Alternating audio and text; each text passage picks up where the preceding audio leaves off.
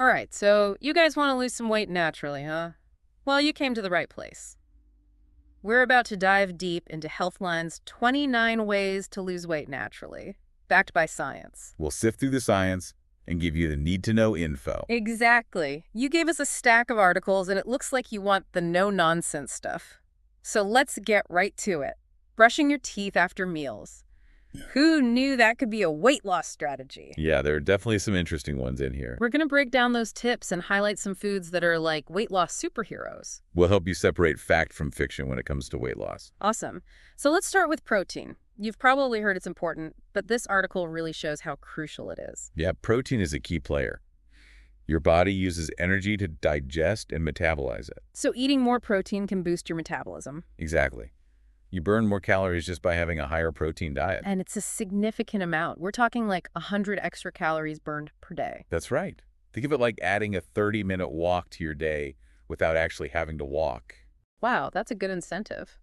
And when you eat protein matters too, right? Absolutely. Starting your day with a protein-rich breakfast can make a big difference. Like eggs, for example. There was this study where people who ate eggs for breakfast lost way more weight than those who ate bagels. 65% more weight, to be exact. Pretty convincing, right? Yeah, I might have to rethink my morning toast. But it's not just about when you eat protein, it's about the overall quality of your diet, too. You hit the nail on the head. Focusing on whole single-ingredient foods is crucial. So things like fruits and vegetables, lean proteins, whole grains. Exactly. It's about getting back to the basics. And by default, cutting back on processed foods. Yeah, those are often loaded with extra sugars, unhealthy fats, and just empty calories. Not to mention they're often designed to make us overeat, It's true. Processed foods can really mess with our brain's reward system. leading to those intense cravings and almost like addictive eating patterns. They make it much harder to manage our weight. Makes sense. Yeah. So whole foods help us feel full, provide sustained energy, and they help avoid those cravings. Yeah. Exactly. It's a win-win. Got it. Okay, so we've talked about food. What about drinks? Any weight loss superstars in the beverage world? Definitely water and unsweetened coffee. Ooh, coffee. I like where this is going. Think of them as your secret weapons. All right, I'm all ears. Ah. So I know staying hydrated is important, but tell me more about how water helps us burn fat. Well, studies have shown that drinking just 17 ounces of water can increase your calorie burn By how much? by 24 to 30%. And that effect lasts for an hour afterwards. Wow, I had no idea. Also, I've heard that drinking water before meals can help you eat less. Especially for middle-aged and older adults. It's Yeah. a simple way to curb overeating. Love it. Okay, so water's amazing, Yeah. and I'm also a big coffee fan, so tell me what makes it so good for weight loss. Coffee is a multitasker. It boosts your energy levels and your metabolism so you burn more calories. Awesome. What 'Cause about it's packed with antioxidants and has been linked to a lower risk of type 2 diabetes. all good things, but I got to make sure I skip the sugar and cream, right? Exactly. Keep it simple. Black coffee it is. All right, so we've got protein, whole foods, water, coffee. So far, so good. What else should we be loading up on? Let's talk about fiber. It's a weight loss champ, especially the water-soluble kind. Which is found in... Fruits and veggies. Ah, yes, fruits and veggies, always at the top of the healthy food list. But what makes them so great for losing weight? Well, for one thing, they're very low in energy density. You can eat a lot of them without consuming a ton of calories. Mm, And they're full of that water-soluble fiber. right, and that helps us feel full. It absorbs water in your digestive system and forms a gel-like substance that promotes a feeling of fullness. So you feel satisfied for longer and avoid those snack attacks. Exactly. Think of fiber as your secret weapon against overeating. Okay, fiber it is. Got it. All right, so we're eating plenty of protein whole foods, loading up on water and coffee and getting that fiber in. That's a great start. But this Healthline article has even more specific weight loss strategies. Some of them are pretty surprising. Yeah, like intermittent fasting. It's been getting a lot of attention lately.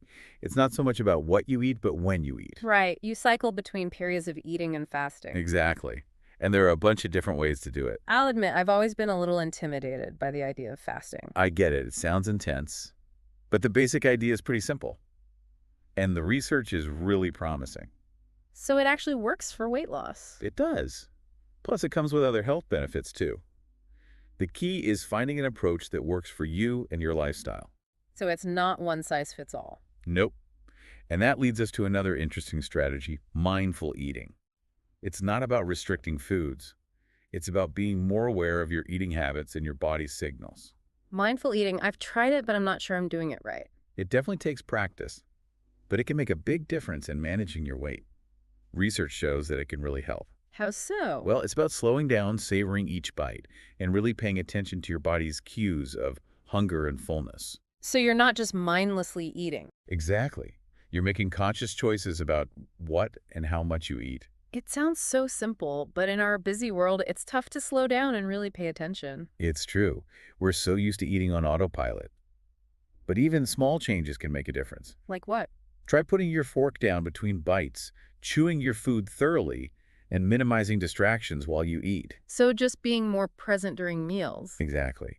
It helps you become more aware and develop a healthier relationship with food. Those are some great tips. Yeah. And speaking of small changes, this article also talks about using smaller plates. Ah, yes, a classic. It's a simple trick, but it works.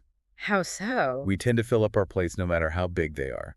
So if you use a smaller plate, you'll naturally eat less, Without even realizing it. right? It's a visual cue that helps you control your portions without feeling deprived. I like it.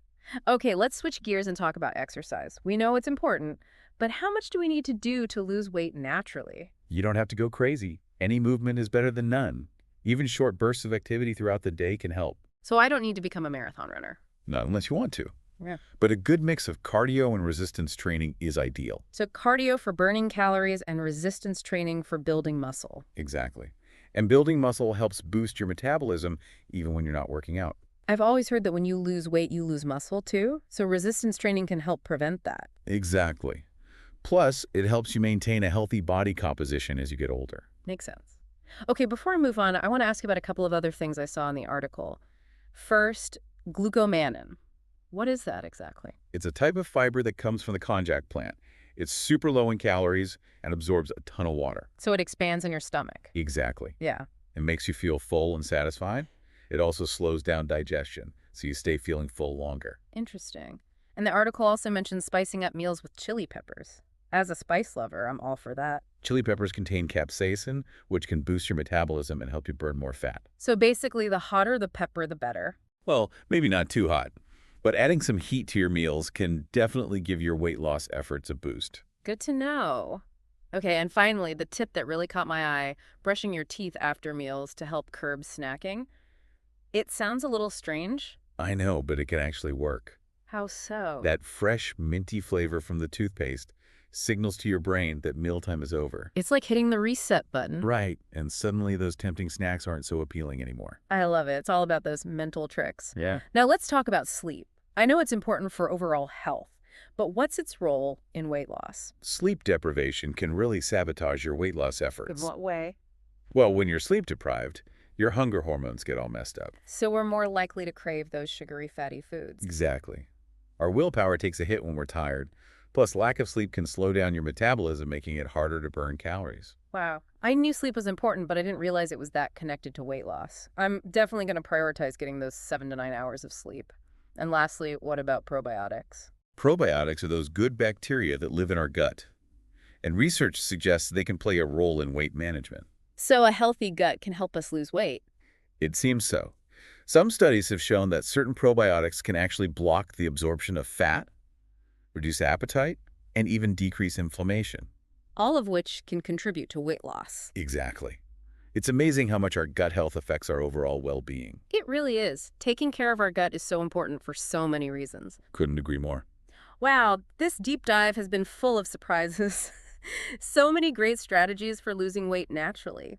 From the power of protein and fiber to that cool trick with brushing your teeth after meals. It's amazing how much we're learning about weight loss all the time. Right. It's not about those crash diets or crazy restrictions. It's about making healthy changes that you can actually stick with. Exactly. It's about nourishing your body with good food, moving in ways you enjoy, and having a healthier relationship with food. So basically, it's about building a sustainable lifestyle, not just a temporary fix. I couldn't have said it better myself. Yeah. Sustainable weight loss is about finding what works for you and making it a part of your everyday life. So it's not about being perfect. It's about making progress. Exactly. Yeah. There will be ups and downs along the way, but the key is to keep learning and finding what works best for you. Weight loss is a journey, not a race. Well said. Okay, so we've covered a lot of ground today, and it's clear there's no one-size-fits-all approach to weight loss. Nope. Everyone is different. What works for one person might not work for another? So the key is to find what aligns with your own individual needs and preferences. Absolutely. As we wrap up this deep dive, I want to leave you with this. Think about all the strategies we discussed. Which one resonated with you the most? Was it the protein boost at breakfast, or the fiber tip to prevent snacking, or maybe even that simple trick with brushing your teeth? Yeah, pick one or two strategies that you want to try this week and see how they fit into your routine. And remember, this is just the beginning. Keep exploring and experimenting until you find what works best for you. There's a ton of information out there about healthy weight loss. We'll make sure to include a link to that full Healthline article in the show notes. So you can dive deeper into any of the topics we talked about today. All right, that's it for this deep dive. Until next time, keep up the great work.